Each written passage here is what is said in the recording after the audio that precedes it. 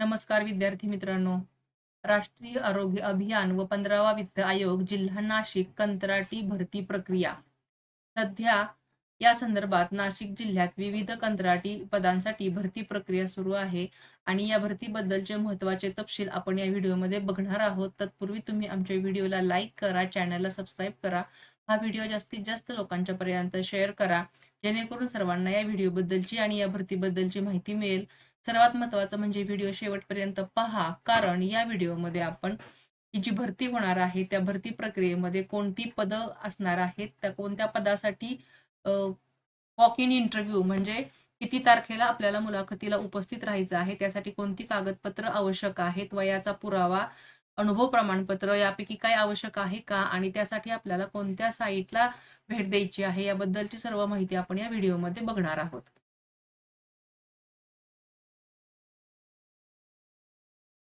नाशिक जिल्हा परिषद भरती महत्वाचे तपशील. जाहिरात क्रमांक 2/2026. अधिकार संस्था आहे राष्ट्रीय आरोग्य अभियान म्हणजे NHM व 15वा वित्त आयोग अंतर्गत नाशिक जिल्हा परिषद. मुलाखत दिनांक 25 मार्च 2026. तर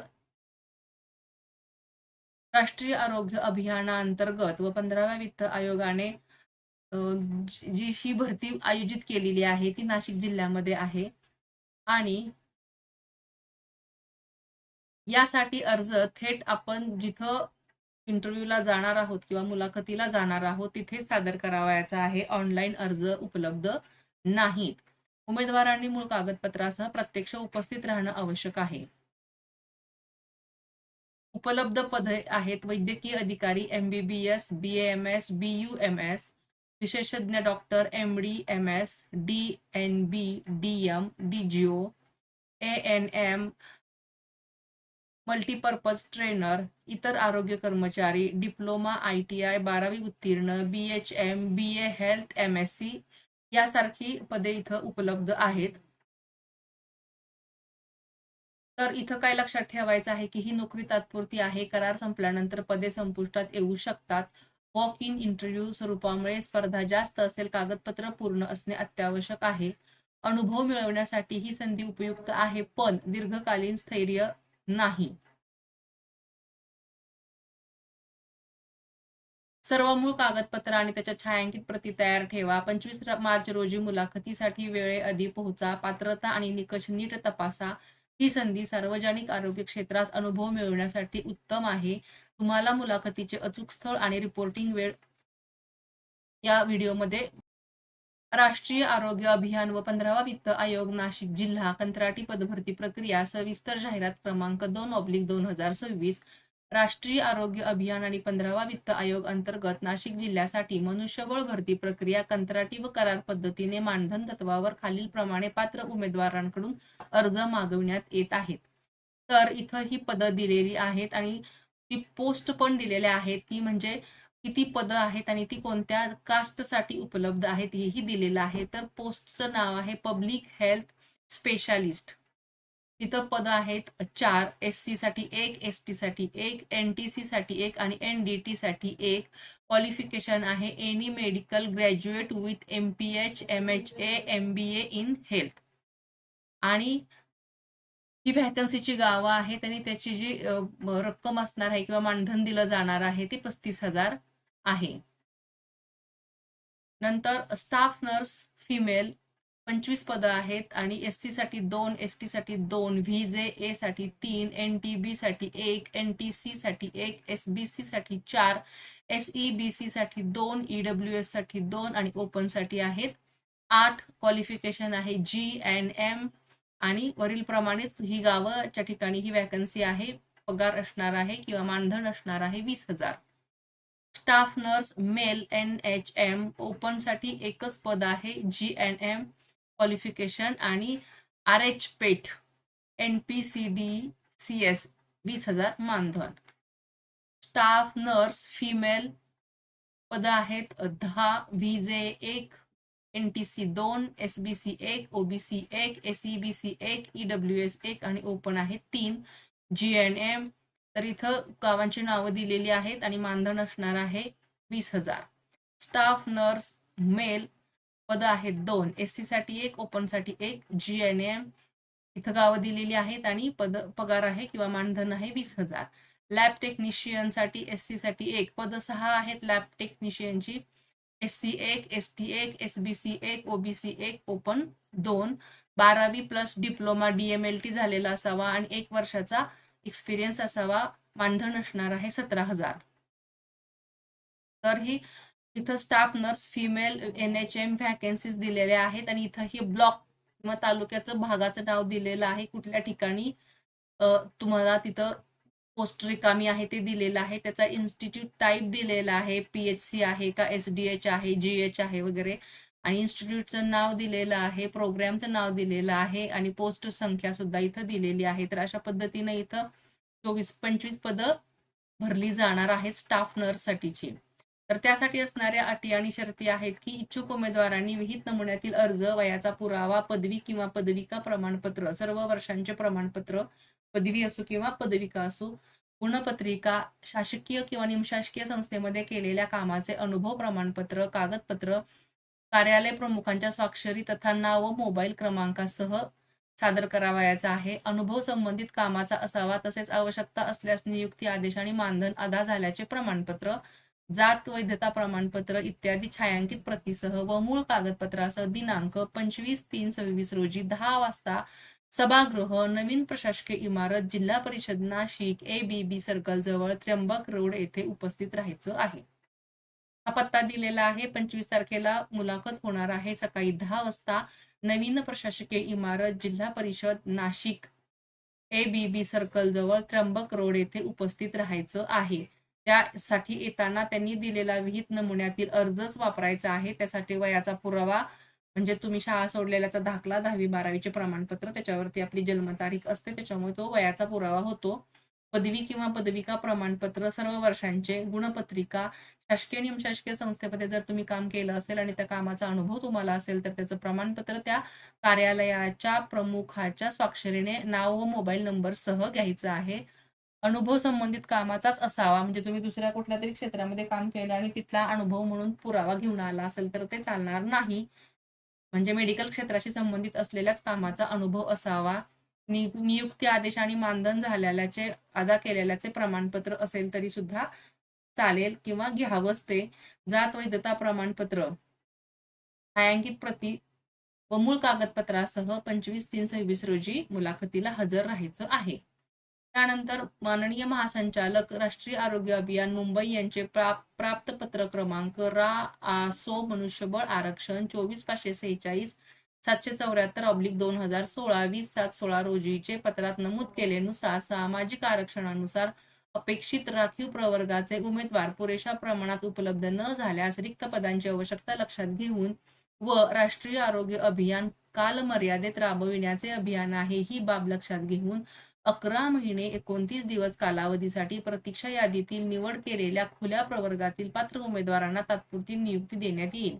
संबंधित उमेदवार प्राप्त झाल्यानंतर सदर नियुक्ती संपुष्टात येईल. म्हणजे या पत्र जे आहे 20/7/16चं, त्या पत्रात जसं नमूद केलेलं आहे त्यानुसार आरक्षण जे ज्या जातीसाठी किंवा कास्टसाठी आलेला आहे त्या आरक्षणाचा उमेदवार उपलब्ध नसेल तर 11 महिने 29 दिवस या कालावधीसाठी प्रतीक्षा यादीमधील उमेदवाराची निवड खुल्या प्रवर्गातील पात्र उमेदवारांना तात्पुरती नियुक्ती देण्यात येणार आहे. सामान्य प्रशासन विभाग मंत्रालय मुंबई यांचे दिनांक 25 एप्रिल 2016चे शासन निर्णयास अनुसरून अर्ज करण्याच्या शेवटच्या दिनांकास उमेदवाराचे वय हे किमान 18 वर्ष व कमाल वय खुल्या प्रवर्गासाठी 38 वर्ष आणि मागासवर्गीयांकरिता 43 वर्ष राहील. वैद्यकीय अधिकारी, MBBS व विशेषज्ञ, अतिविशेषज्ञ यांची सेवा प्रवेश आणि सेवा समाप्तीची वयोमर्यादा 70 वर्ष राहील व अभियानातील इतर रुग्णसेवेशी संबंधित पदांची उदाहरणार्थ परिचारिका, अधिपरिचारिका, तंत्रज्ञ, समुपदेशक, औषध निर्माता इत्यादी यांची सेवा प्रवेश व सेवा समाप्तीची वयोमर्यादा 65 वर्ष राहील. राष्ट्रीय आरोग्य अभियानाच्या सेवेतील कार्यरत उमेदवारांकरिता कमाल सेवा प्रवेश मर्यादा 5 वर्षापर्यंत शिथिल करण्यात येईल. 60 वर्षावरील अर्जदारांकरिता जिल्हा शल्यचिकित्सक प्रमाणित शारीरिक अयोग्यता म्हणजे फिजिकल फिटनेसचे प्रमाणपत्र सादर करणे अनिवार्य आहे वय वर्ष 60 नंतर प्रत्येक वर्षी जिल्हा शल्यचिकित्सक यांच्याकडून शारीरिकदृष्ट्या सक्षम असल्याचे प्रमाणपत्र प्राप्त झाल्यानंतरच पुनर्नियुक्ती आदेश देण्यात येईल. म्हणजे एप्रिल 2016च्या शासन निर्णयानुसार अर्ज करण्याच्या शेवटच्या तारखेला उमेदवाराचे वय हे 18 वर्ष आणि खुल्या प्रवर्गासाठी ते जास्तीत जास्त 38 वर्ष असलं पाहिजे. मागासवर्गीय प्रवर्गाकरिता 43 वर्ष असावं.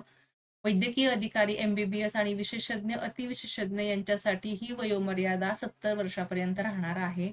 अभियानातील इतर रुग्णसेवेशी संबंधित म्हणजेच की परिचारिका, अधिपरिचारिका, तंत्रज्ञ, समुपदेशक, औषध निर्माता यांची सेवा प्रवेश आणि सेवा समाप्तीची वयोमर्यादा 65 वर्ष राहणार आहे. राष्ट्रीय आरोग्य अभियानाच्या सेवेतील कार्यरत उमेदवारांकरता कमाल सेवा प्रवेश मर्यादा 5 वर्षापर्यंत शिथिल करण्यात येणार आहे. प्रत्येक वर्षी म्हणजे 60 वर्षावरील अर्जदारांकरता जिल्हा शल्यचिकित्सक प्रमाणित शारीरिक योग्यता म्हणजे फिजिकल फिटनेस सर्टिफिकेट हे सादर करावं लागणार आहे आणि वय वर्ष 60 नंतर प्रत्येक वर्षी जिल्हा शल्यचिकित्सक यांच्याकडून शारीरिकदृष्ट्या सक्षम असल्याचे प्रमाणपत्र प्राप्त झाल्यानंतरच पुनर्नियुक्तीचा आदेश देण्यात येणार आहे. शासकीय कर्मचारी यांच्या पूर्वीच्या शासकीय कर्मचारी कार्यकाळात कुठल्याही प्रकारचे गंभीर गुन्ह्याची नोंद नसावी किंवा झालेली नसावी. सदर भरतीची प्रक्रिया पूर्ण झाल्यानंतर भविष्यात जर एखाद्या ठिकाणी कर्मचारी यांनी राजीनामा दिल्यामुळे जागा रिक्त झाल्यास प्रतीक्षा यादीवरील उमेदवारास नवीन भरती प्रक्रिया न करता नियुक्ती आदेश दिले जातील. खुल्या प्रवर्गातील पदाकरिता ₹150 व राखीव प्रवर्गातील पदाकरिता 100चा डिमांड ड्राफ्ट जोडणे आवश्यक आहे.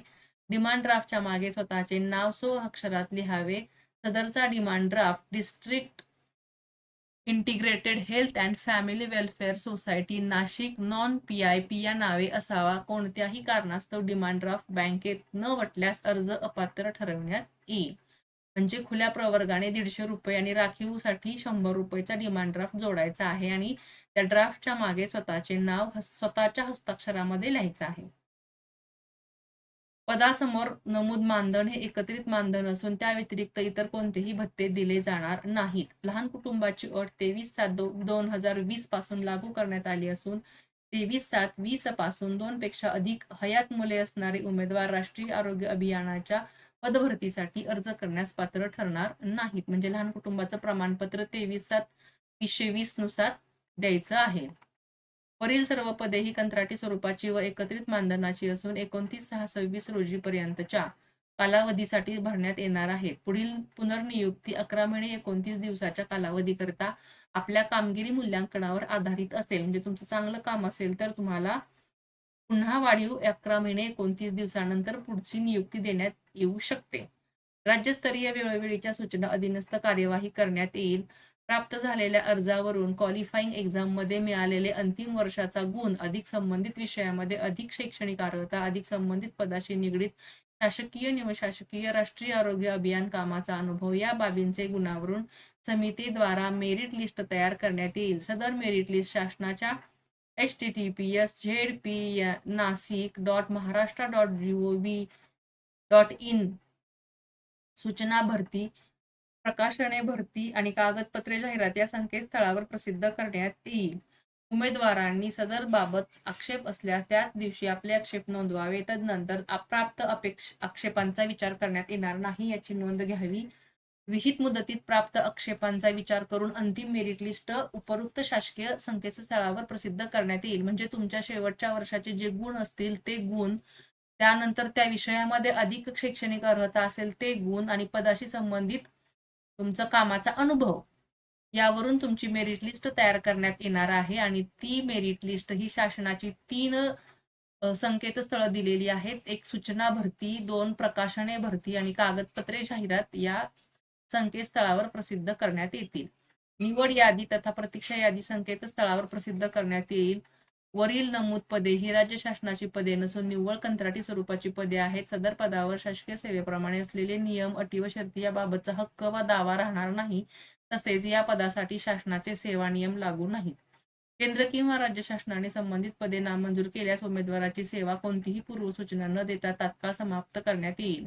अर्जदार हा संबंधित पदासाठी शारीरिक आणि मानसिक दृष्ट्या सक्षम असावा. तसेच अर्जदाराविरुद्ध कोणतेही फौजदारी गुन्हा दाखल झालेला नसावा. अर्जदाराला कंत्राटी कालावधी त्याचे सोयीनुसार ठिकाण बदलून मिळण्याची मागणी करता येणार नाही. अर्जदारांनी आपल्या अर्जावर त्यांचा सध्या सुरू असलेला मोबाईल नंबर, ईमेल आयडी अचूक नोंदवावा. तसेच ते भरती प्रक्रिया पूर्ण होईपर्यंत सुस्थितीत राहील याची दक्षता घ्यावी. भरती प्रक्रियेदरम्यान ज्या उमेदवारांना बोलवण्यात येईल त्यावेळी त्यांना स्वखर्चाने उपस्थित राहावं लागेल. तसेच सदर उपस्थितीकरताही कोणतेही मानधन अथवा प्रवास खर्च देय राहणार नाही. अर्जाचा नमुना हा जाहिरातीसोबत प्रसिद्ध करण्यात आलेला असून वरील नमुन्याप्रमाणे अर्ज नसल्यास उमेदवाराचा अर्ज ग्राह्य धरण्यात येणार नाही. उमेदवाराचा अर्ज अपूर्ण व अर्धवट भरलेला असल्याने नाकारला गेल्यास सर्वस्वी जबाबदारी ही उमेदवाराची राहील. याबाबत उमेदवारांना तक्रार करता येणार नाही. निवड झालेल्या उमेदवारांना करारपत्रातील अटी मान्य असल्याबाबत 100 रुपयाच्या बॉन्ड पेपरवर करारनामा हा पदावर रुजू होताना सादर करावा लागेल. निवड झालेल्या उमेदवारांना नियुक्ती आदेश मिळाल्यापासून 7 दिवसांमध्ये नियुक्तीच्या ठिकाणी रुजू होणे बंधनकारक राहील. अन्यथा त्यांची नियुक्ती आदेश संपुष्टात आणून प्रतीक्षाधीन यादीतील पुढील उमेदवाराला नियुक्ती देण्यात येईल. भरती प्रक्रियेचे संपूर्ण अधिकार, पदसंख्यामध्ये कमी जास्त बदल करणे, सामाजिक आरक्षणामध्ये बदल करणे, भरती प्रक्रिया रद्द करणे, अटी व शर्ती बदल करणे, पदस्थापनेच्या ठिकाणी बदल करणे इत्यादी सर्व अधिकार हे या कार्यालयाचे असून निवड प्रक्रियेत कोणत्याही क्षणी बदल करण्याचे अधिकार माननीय मुख्य कार्यकारी अधिकारी जिल्हा परिषद नाशिक यांनी राखून ठेवलेले आहेत. राज्य स्तरावर मनुष्यबळ पद सुसूत्रीकरण प्रक्रिया सुरू असून सदर प्रक्रियेमध्ये आपणास नियुक्ती देण्यात आलेली पदे कमी झाल्यास किंवा तशी सूचना कार्यालयास प्राप्त झाल्यास तात्काळ प्रभावाने आपणास कार्यमुक्त करण्यात येईल. याविरुद्ध आपणास कोर्टात किंवा इतर ठिकाणी दाद मागता येणार नाही. UHWC HBT आपला दवाखानाकरिता नियुक्त पदांचे इमारत बांधकाम तालुका आरोग्य अधिकारी पंचायत समिती यांच्याकडे हस्तांतरित झाल्यानंतरच रुजू करण्यात येईल. हिंदू हृदय सम्राट बाळासाहेब ठाकरे आपला दवाखाना 15 वित्त आयोग कार्यक्रमातील पदांची राष्ट्रीय नागरी आरोग्य अभियानाशी संबंधित नाही. त्यामुळे भविष्यात सदरील योजना कार्यक्रम बंद पडल्यास अथवा मंजुरी न मिळाल्यास त्यांना व्यतिरिक्त इतर उदाहरणार्थ राष्ट्रीय आरोग्य अभियानामध्ये, राष्ट्रीय नागरी आरोग्य अभियानामध्ये सामावून घेण्याचा दावा करता येणार नाही. अध्यक्ष निवड समिती मुख्य कार्यकारी अधिकारी जिल्हा परिषद नाशिक यांच्याकडून. आणि अशा पद्धतीनं ही जाहिरात आलेली असून हा त्या पदासाठीचा ऍप्लिकेशनचा फॉर्म आहे आणि ह्याच नमुन्यामध्ये तुम्ही अर्ज करावयाचा आहे. प्रत्येक ठिकाणी व्यवस्थित नाव लिहायचं आहे. आपलं जे काही शिक्षण झालेलं आहे म्हणजे आपण कोणत्या पदासाठी अर्ज करत आहोत ते इथं लिहायचं आहे. इथं all fields in the forms are mandatory to be filled and incomplete form submitted will be treated as rejected. संपूर्ण ब्लॉकमध्ये माहिती भरायची आहे. इथं नाव लिहायचं आहे. शक्यतो कॅपिटल लेटर्समध्ये लिहिलं तर उत्तम. फादर्स नेम किंवा हजबंड्स नेम लिहायचं आहे. डेट ऑफ बर्थ इथं असताना आधी दिवस, मग महिना आणि वर्ष लिहायचं आहे. ब्लड ग्रुप लिहायचं आहे. जेंडर लिहायचं आहे, स्त्री पुरुष, आणि मॅरिच्युअल स्टेटस येस किंवा नो. लग्न झालं असेल तर येस म्हणा, नसेल तर नो म्हणा. इथं आधार कार्ड नंबर लिहायचा आहे. कास्ट लिहायची आहे. नंतर इथं तुमचा एक्झिस्टिंग NHM एम्प्लॉई आहे किंवा नाही, येस ऑर नो लिहायचं आहे.